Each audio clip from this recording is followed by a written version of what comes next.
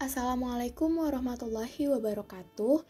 Perkenalkan, kami dari kelompok 4 kelas A Ilmu Gizi angkatan 2021 dengan mata kuliah Metabolisme Zat Gizi Mikro akan membahas hasil diskusi kelompok kami mengenai metabolisme vitamin B5 atau asam pantotenat.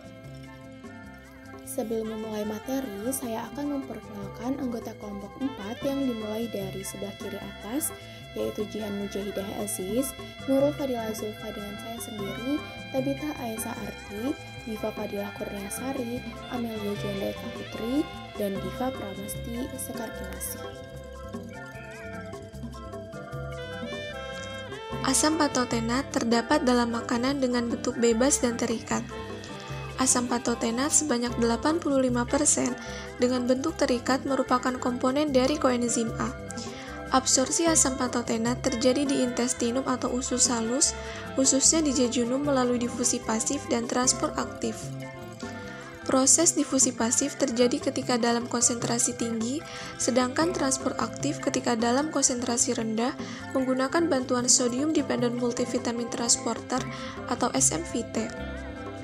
Asam pantotenat dikonsumsi sebagai bagian dari koenzim A atau CoA yang oleh enzim fosfatase dalam saluran cerna dihidrolisis menjadi 4-fosfopantetein, didefosforilasi menjadi pantetein, dan asam pantotenat kemudian diabsorpsi. Selanjutnya, CoA disintesis kembali ke dalam sel-sel hati. Selanjutnya, kita akan membahas terkait transport pada vitamin B5 atau asam pantotenat. Vitamin B5 merupakan vitamin larut air sehingga pengangkutannya langsung masuk ke pembuluh darah untuk diedarkan ke seluruh tubuh. Asam pantotenat diangkut dalam plasma dan eritrosit darah dalam bentuk bebas yang diambil melalui difusi pasif. Eritrosit membawa sebagian besar vitamin dalam darah dan beberapa di antaranya dibawa tanpa terjadi perubahan bentuk. Untuk memasuki sel lain, asam pantotenat dibantu oleh sodium dependent multivitamin transporter atau SMVT. SMVT juga mengangkut beberapa vitamin lain seperti biotin. Vitamin B5 atau asam pantotenat adalah vitamin yang larut air, yang tidak disimpan di dalam tubuh melainkan akan diekskresi melalui urin. Oleh karena itu, vitamin larut air harus dikonsumsi setiap hari. Asam pantotenat bisa didapat dari makanan seperti daging, ikan, unggas, susu, dan juga buah-buahan, sayur-sayuran, kacang-kacangan, dan biji-bijian. Asam pantotenat ditemukan bebas di dalam darah, terutama di dalam sel darah merah.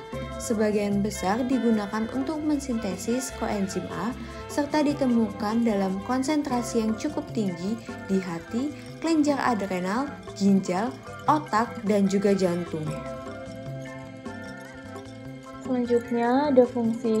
Fungsi asam pantotenat itu sendiri berperan sebagai komponen koenzim A yang terlibat langsung dalam asetilasi dan pelepasan energi dari molekul makronutrien.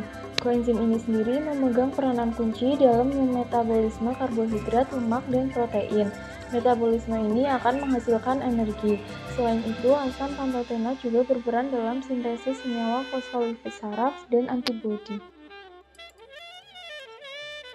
Selanjutnya, interaksi asam pantotenat dengan zat gizi lain. Interaksi asam pantotenat bereaksi antagonis dengan vitamin B12 atau kobalamin. Namun, asam pantotenat akan bersinergis dengan biotin, asam folat, vitamin C, tiamin, riboflavin, dan niacin.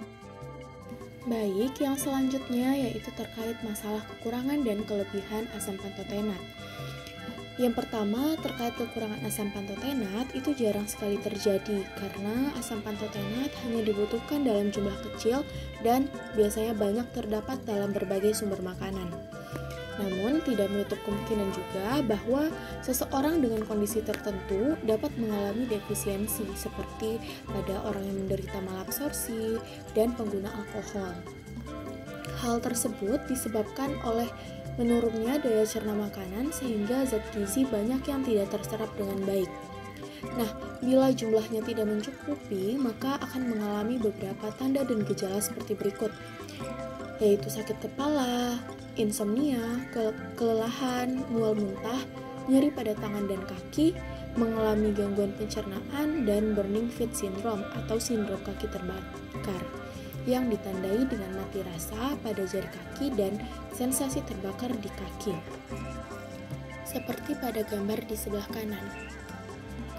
Yang selanjutnya, terkait kelebihan asam pantotenat, itu juga umumnya jarang terjadi dan jarang menimbulkan efek samping bila dikonsumsi sesuai dosis dan pedoman pemakaian.